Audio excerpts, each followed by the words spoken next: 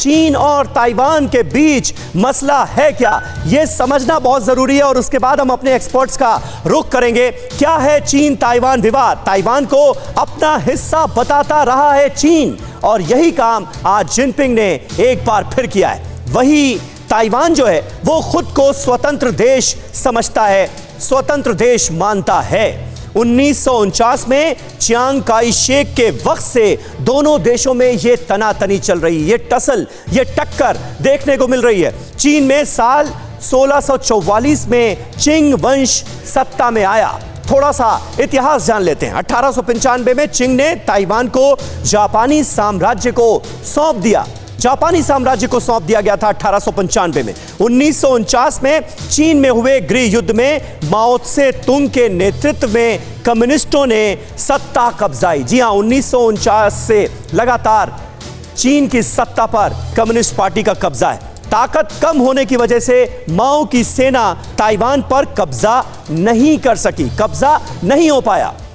तभी से चीन ताइवान को अपना विद्रोही राज्य बताकर कब्जा करने की साजिश रच रहा है। और आज अपनी पार्टी के 100 साल पूरे होने के मौके पर यही कमिटमेंट दोहराते हुए नजर आ रहे हैं शी जिनपिंग।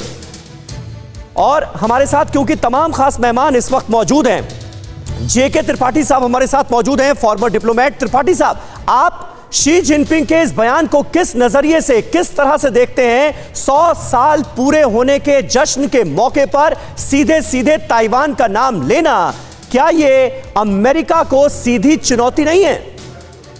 चुनौती नहीं, देखिए मैं सोचता हूं समीर जी कि ये चीन के लिए एक फ्रस्ट्रेशन का प्रतीक है, क्योंकि चीन चारों ओर से घिरा हुआ है। कोविड के मामले को लेकर के, हांगकांग के मामले को लेकर के, इनर मंगोलिया के मामले को लेकर के, शिनजियांग में उइगर मुस्लिम के मामले को लेकर, और भारत के साथ मामले को लेकर, प्लस ये इकोनॉमिक इंपीरियलिज्म के मामले को लेकर सारी दुनिया में उसकी निंदा हो रही है। और चीन को अब सिर्फ एक यही चीज़ दिखती है कि वो साउथ चाइना सी और ताइवान के बारे में बात करेगा। ये कोई नई बात नहीं है, चीन शुरू से ही ताइवान के बारे में बात करता रहा है, वो 2 नेशन थ्योरी को डिस्कार्ड करता रहा है। लेकिन फिर भी अब ये है कि 100वीं वर्षगांठ पे शी जिनपिंग ने एक बार और इस चीज़ को और जोर शोर से कहा है। हालांकि वो जानते हैं कि ऐसा कुछ नहीं होने वाला है।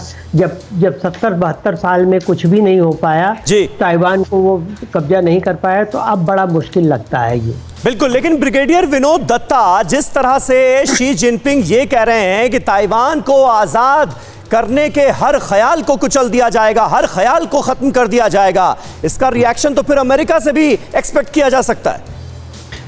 बिल्कुल समीर, आपने ठीक कहा, क्योंकि देखिए, सपने देखना हर इंसान, हर कौम, हर देश का एक मुकम्मल तरीका है। और चीन भी ऐसा ही ख्वाब देख रहा है, जैसा अभी त्रिपाठी साहब ने बताया कि अभी तक तो 70-72 साल में वो कुछ कर नहीं पाया।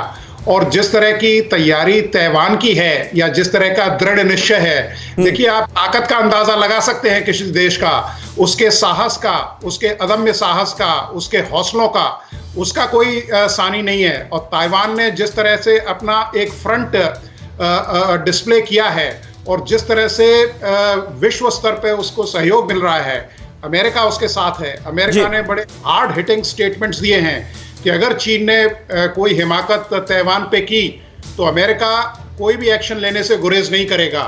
भारत का भी सहयोग ताइवान के साथ है। और ये देखिए, इस तरह की जो बंदर घुड़की है वो चीन अक्सर देता रहता है, क्योंकि देखिए, चीन की जो पॉलिसी रही है वो एक स्पेशलिस्ट रही है। चीन का देखिए, हाँ, आप उसके पास खुद की इतनी जमीन नहीं है जितनी वो क्लेम कर रहा है, या उसका जो बॉर्डर डिस्प्यूट्स है वो करीब 18 से 22 देशों के साथ है, चाहे उससे उसकी सीमा लगती हो या ना हो। तो इस तरह का जो ये एम्बिशियस ड्रीम्स हैं, वो एकदम बिल्कुल नेस्तनाबूत हो गए हैं जब से ये जो विश्व की डेमोक्रेसीज हैं वो साथ आई हैं। क्योंकि चीन एक विश्व की सबसे बड़ी ऑटोक्रेसी है, और इस ऑटोक्रेसी को कुचलने के लिए विश्व की सारी जमहूरियतें, सारी डेमोक्रेसीज अब इकट्ठी हुई हैं, और उसका नाम दिया गया है क्वाड। जी जी। अड़ी सोमवार से शुक्रवार शाम 6 बजे सिर्फ TV9 भारतवर्ष पर।